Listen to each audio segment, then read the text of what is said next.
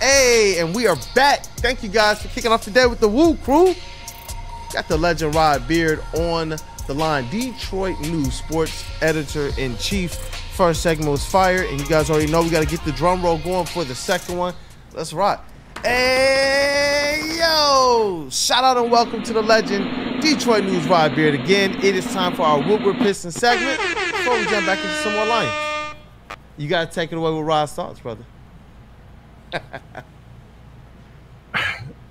I think it is just the dead time of the season where we're worried about what Paul George, James Hart, what they're doing in China, playing in a meaningless exhibition. Twitter's like searching for anything. Like, give it a rest. Go take a vacation. Go do something else. If there's nothing on NBA Twitter, just let it be nothing. But people are just trying to find anything to occupy this downtime. And I'm not for it. I'm for taking a break from all of that stuff. Hey, listen, man, it's so bad. People are probably like pining for the days of Andre Drummond shooting threes summer videos. Or the Drew League or something. It's like, okay, there's nothing. So let it be nothing. That's fine. It's okay. There's something else that we can watch or do. Yeah, definitely, man. And you know what? For me, it's been honestly a needed break, a needed rest, because the events have been kind of tuned down this offseason, man. They really have. But Ron Holland, he stepped out to be a coach for the day at the Pistons basketball academy, and he had some interesting things to say about what he believes he can be this year. And I want to be able to play a couple of those clips for you guys. Let's play the first one. It's on Ron Holland and his kind of focus this year, his goals, and what he's doing to work to get there. Okay. What's been the main focus of some of those workouts for you? Main focus has been a lot of catch and shoot, a lot of movement shots, and really just attacking off the dribble and really moving without the ball, and then a lot of defense. Really keying in on defense, because I know that's one thing that's going to get me and keep me on the floor this year. Yeah, and I know some people that got questions about, what's Ron Holland going to be on the court this year for you? What's that year one expectation? Year one expectations. I want to win Rookie of the Year, but I mean, my work ethic is going to produce like I'm trying to get it.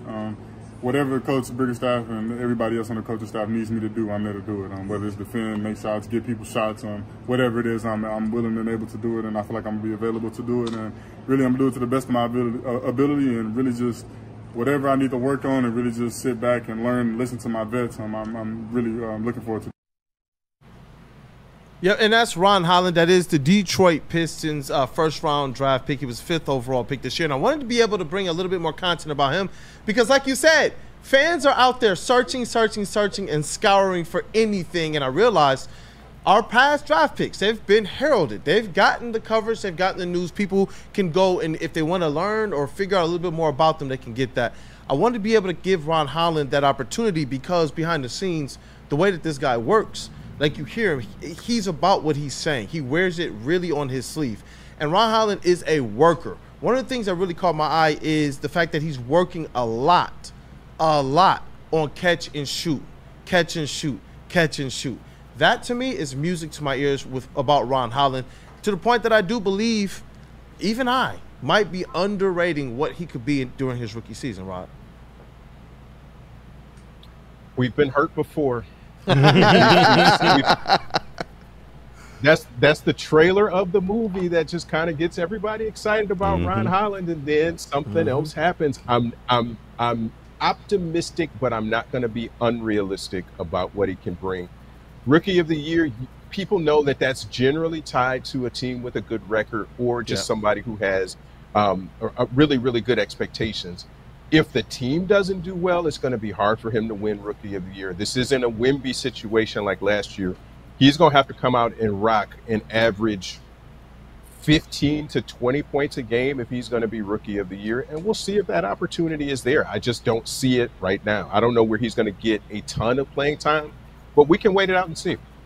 I want to further the conversation about Rookie of the Year, because I'm looking at this rookie class And I get it. It's just projections. You never know what's going to happen. But I don't foresee anybody really lighting it up. I could see this being the type of year where somebody like Malcolm Brogdon, like when he won it back for Milwaukee, somebody with numbers like that could potentially win rookie of the year. So is there a pathway for it being Ron Holland, especially since you got guys at the top like Alex Sarr and Zachary Richase who are overseas guys who might be kind of raw?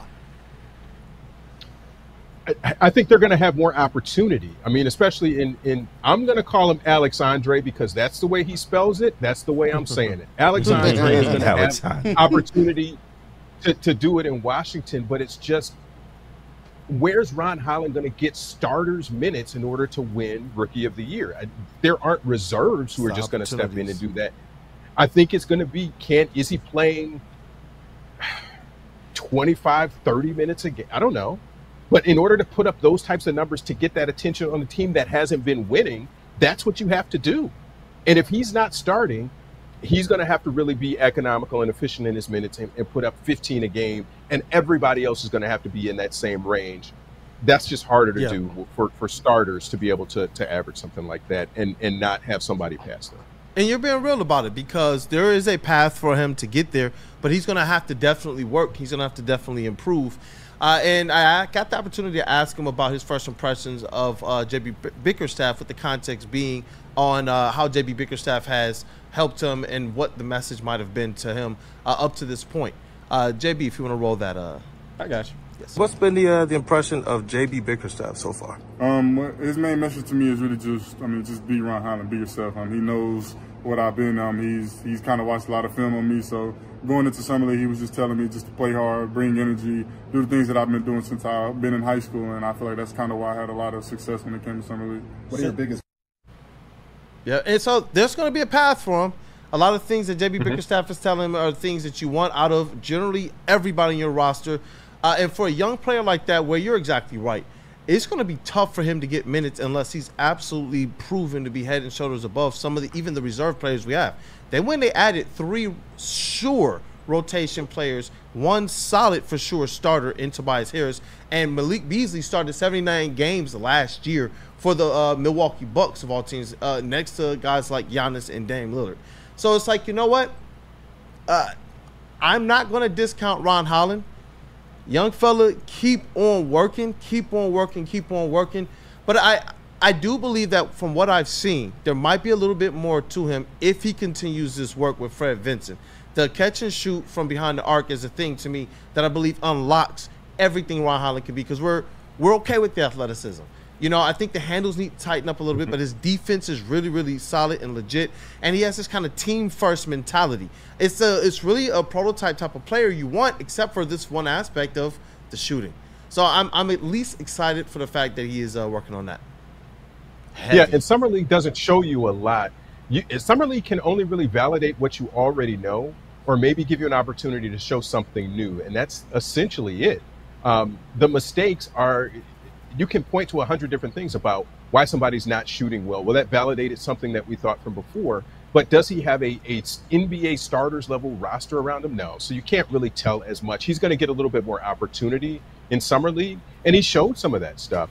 But with Cade, does that help him? With a Duren, does that open up some things for him to do something else? Sure, but we've got to see that in the regular season, and the opportunities just have to be there. He's got to do that in training camp and just come out like a rocket and showing that he is just deserving of that playing time. I think he can earn it over time, but the other guys, like I said, are just going to be starters from day one, and he's got to overcome that. Yeah, right. And in order for the Pistons to elevate in the W column, of course, some of the guys that were here already are going to have to take a step up. I wanted to ask you about Jalen Duren, man. Is it somebody that we're kind of sleeping on a little bit? Should we expect more of the same? Where do you think the next step in Jalen Duren's development is? I think it's on the defensive end. He's got to be impactful and changing shots on the defensive end, and just the rotations and everything else. We've talked about defense just being system and systematic. Is there something that Bickerstaff is bringing in that's going to make the Pistons play better or play differently on D? And that's what I'm interested in seeing. We know what the offense can do when things are clicking. Defensively, can these guys be better? And you know what? That's been the constant refrain that I've heard, not just from the different members of the coaching staff, even all the way down to the Motor City Cruise head coach Jamel McMillan, as well as the players that I've gotten to talk to, some of the young guys, as well as some of the more, I guess, our seasoned young guys now as well. And defense is something very, very, very key this year. And I know you hear that all the time, but JB Bickerstaff is a guy who's proven and has that track record with the teams that he's coached that this is something that he actually gets out of his teams. I liked what he did with Cleveland. He went there, they were a 19-game winner, and they were able to flip that thing around in literally one season. One season. The Pistons have some of that recipe here. It's going to be all about how they work. And then for Trajan Langdon, this assessment of these young players. We see the Tigers, they're really going through this process right now. You're starting to get some answers about where they're going. I think that is very crucial for the Pistons to figure that out this season and preferably before we get to that trade deadline. But wanted the people to be able to get a little bit more about Ron Holland and be able to break it down with you. Next week, though, we are going to talk about Jalen Duren, go through a player review. There's a lot that I like. There's a lot that a lot of people like. But we all know that there's some room for improvement, especially on that defensive end, since it's going to be a point of emphasis for JB Bickerstaff. But any last words from you, Rod? No, I think it's going to be, we talked about the schedule and how difficult that's going to be, but defensive improvement is much harder than offensive improvement. If you're installing new systems that you're doing, people know how to score the ball. But defense is really a chemistry thing, and everybody has to be on the same page about what we're doing. And if you're not doing that, it's going to be a lot harder and a lot slower to come along. Yep. Thank you, Rod, for your time. As always, the legend, sports editor-in-chief of the Detroit News. And I can't wait to get the new Detroit News Pistons beat writer on as well. Cody, shout out to him as well. Yes, sir. Cody's in the building. We'll see if we can get him. Let's rock. Hey, thank you, Rod, as always, and have a great day. Thank you, Rod. Thanks, Rod. Have a good Wednesday. Yes, sir. And let me tell you guys about Swiss Insurance. Now more than ever, it is critical for you